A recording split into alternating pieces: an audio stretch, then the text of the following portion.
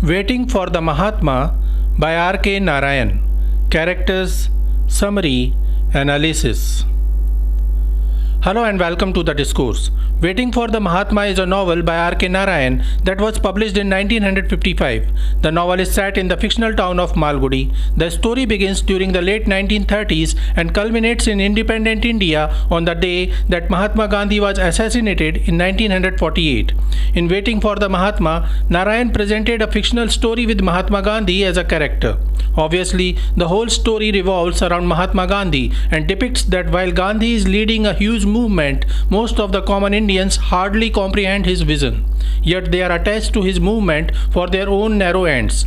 The novel is a light-hearted comic satire depicting the shallow realities of common men captured in pre-independence rhetoric of freedom and independence, and how the ambitious goals of Gandhi's movement were forgotten or reduced to mere ideals following India's independence on August 15, 1947. The novel is divided into 5 chapters in which R.K. Narayan offers a peek into the spirit of nationalism, the champion of nationalism, true and superficial followers of Mahatma Gandhi, and the pangs of partition. Characters of Waiting for the Mahatma. Sri Ram is the protagonist of the novel. He is a young man in his early 20s belonging to a middle-class upper caste family in British India. Sri Ram is a reckless, lazy and complacent high school graduate who declined the option of higher studies. He lives with his doting grandmother who is his guardian as he lost both his parents during his childhood. Sri Ram is an insipid, gullible person. While Sri Ram is wayward, selfish, modernist, materialist person with no awareness of the freedom struggle, he falls in love with Bharti, an orphan girl who was raised by Sevak Sangh, a Gandhian institute, as a foster daughter of Mahatma Gandhi. Kani is a shopkeeper in Malgudi. He is a greedy shopkeeper but doesn't cheat on Sri Ram at the time of his need. Natesh is the corrupt municipal chairman of Malgudi. Gorpad is an assistant of Mahatma Gandhi working with Bharti. Jagdish is a hypocrite pseudo-nationalist, a pseudo-Gandhian man who traps Sri Ram in his petty plans of destruction and robbery while using the name of Subhash Chandra Bose and pretending to be in touch with the Indian Nationalist Army. Summary of Waiting for the Mahatma. The novel begins as Sri Ram is preparing for the celebration of his 20th birthday. He is a careless, lazy person who lost his parents during his childhood. His father died as a soldier of the British Army, and the regular pension received by his grandmother helped her raise him with love and care. On his 20th birthday, his grandmother offers him control of the lump sum cash that she saved in the bank in his name. Sri Ram is very excited about this money and he decides to withdraw a huge amount of rupees 250. His grandmother realizes that though he is an adult now, he still is reckless and irresponsible and thus restricts the withdrawal limit to rupees 50 only. Sri Ram continues to squander his dead father's money while he ignores the chance of going to college for higher studies after completing his high school education. 4 years pass by and one day he learns that Mahatma Gandhi is visiting Malgudi. He decides to go and listen to Gandhi's speech. Sri Ram fails to comprehend Mahatma Gandhi's message. When Gandhi raises the issue of untouchability, Sri Ram remembers how his granny always kept the scavengers a good 10 yards away by adopting a bullying tone, and how he added fuel to the fire by taunting him. He also recollects that the scavenger went about with his work unmoved. During the meeting, he sees a beautiful young girl seeking donations. Sri Ram is unaware of the purpose of the donation but offers 8 annas or 50 paise in her box and tries to know her age, caste, eligibility for marriage, etc. but doesn't ask her name. The girl goes away after collecting money and Sri Ram makes it a goal to know everything about her. A jaggery merchant informs him that the girl's name is Bharti and she is a member of Sevak Sangh, an organization run by Mahatma Gandhi. Sri Ram comes to know that Bharti's parents died during the Satyagraha movement during her childhood and she was adopted by Sevak Sangh as the foster child of Mahatma Gandhi. Sri Ram is in love with Bharti and thus he decides to join Mahatma Gandhi's movement. Bharti takes him to Gandhi, who easily reads what kind of person Sri Ram is. Gandhi tells him, before you aspire to drive British from this country, you must drive every vestige of violence from your system. You must train yourself to become 100% ahimsa soldier. Gandhi advises him to leave his materialistic self behind and accept a spiritual life. Sri Ram follows Gandhi during his visit to the office of municipal chairman of Malgudi, who decorates his office walls with posters of Gandhian leaders to please Mahatma Gandhi and tries to host the Mahatma in his mansion, but Gandhi declines. Mahatma Gandhi schedules a visit to the sweepers colony and Sri Ram tails him there too. Sri Ram notices that Natesh managed to prepare the sweepers colony well before Gandhi's visit, as it appears well managed and free from all the garbage which is usually strewn all over. Sri Ram insists that he wishes to become a Gandhian volunteer, but comes to know that there are certain requirements like truthfulness and discipline to become one. Bharti tells him that he may become a volunteer provided his grandmother permits him.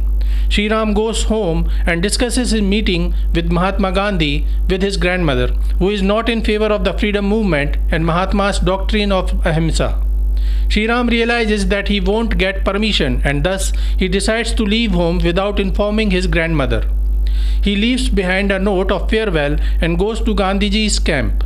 Soon, Gandhi is arrested for raising the Quit India movement. Sri Ram is given the task to inform common people and villagers in the nearby areas about the movement.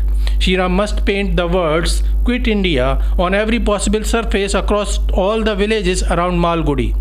Sri Ram notices that not many people believe in India's capability of self-governance. He notices that many people pretend to be supporters and donors for Gandhi's movement but continue to indulge in deforestation and assistance to the British. He meets some British people too who claim that they are too attached to India and wouldn't like to leave. Overall, people are confused and continue to follow their double standards to fulfill their needs. Sri Ram too faces confusion and wonders if wasting ink on other people's walls will bring independence. Meanwhile, Bharti decides to join Gandhi in jail and asks Sri Ram to surrender to the police with her. However, Sri Ram rejects her request and says that he will continue to work for the movement from outside. He asks if she will marry him at the end of all this, to which she says that if Gandhi permits, she will. Now when Sri Ram is alone, he falls prey to his gullible nature. A pseudo-Gandhian named Jagdish starts influencing him. He is a photographer who wears a khadi and pretends to be Gandhian, but continues to say that Gandhi's ahimsa cannot bring independence and they need to fight and harm the British government. He takes Sri Ram to a temple in Memphis Hills where he sets his bunker.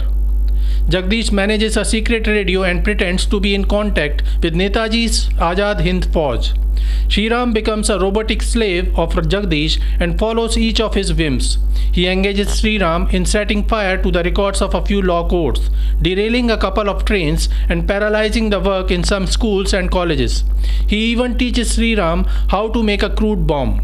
Soon Sri Ram becomes a wanted criminal while Bharti is in jail. Sri Ram knows that Gandhi won't approve of whatever he is doing. One day, he goes to meet Bharti, who informs him that his grandmother is very ill and he must visit her before she passes away. Sri Ram goes to his home in disguise, but Kani, the shopkeeper, recognizes him. Instead of reporting to the police and getting the reward for helping in catching the wanted criminal, Kani helps him and informs him that his grandmother is dead. Sri Ram asks for some money to perform the last rites of a dead grandmother, and Kani offers him all the money needed for that. However, just before Sri Ram is about to light the pyre, his grandmother revives. He calls a doctor who declares that she is living and fine. He takes her home, but the police get an inkling about his visit to Kabir Street and he gets arrested. Before leaving, Sri Ram requests Kani to take care of his grandmother, to which Kani promises he will. Sri Ram is jailed for a rigorous punishment. His life in jail is difficult as his inmates bully him after knowing that he is a Gandhian. Meanwhile, his grandmother shifts and goes to Banaras while leaving his house in Kabir Street on rent. But Sri Ram is a criminal prisoner, so he isn't freed. After some days, he learns that India is now free. At last, Sri Ram is also released from jail as the regime changes. Shriram meets Jagdish, who shows him his pictures assisting Gandhi and says that he did so much work for Gandhi but wasn't recognized and he didn't get any position of power. Shriram feels guilty for helping such a selfish, egocentric, corrupt person. Jagdish informs him that Bharti was released much earlier than him as she was recognized as a political prisoner while Shriram was a criminal prisoner. He informs that Bharti is in Noakhali in East Bengal where communal rights are on. Shriram writes a letter to her. Bharti answers his letter telling him to meet her on January 14th in New Delhi. Shriram takes a train to New Delhi. On meeting Bharti, Shriram asks if she has taken Gandhi's permission to marry him.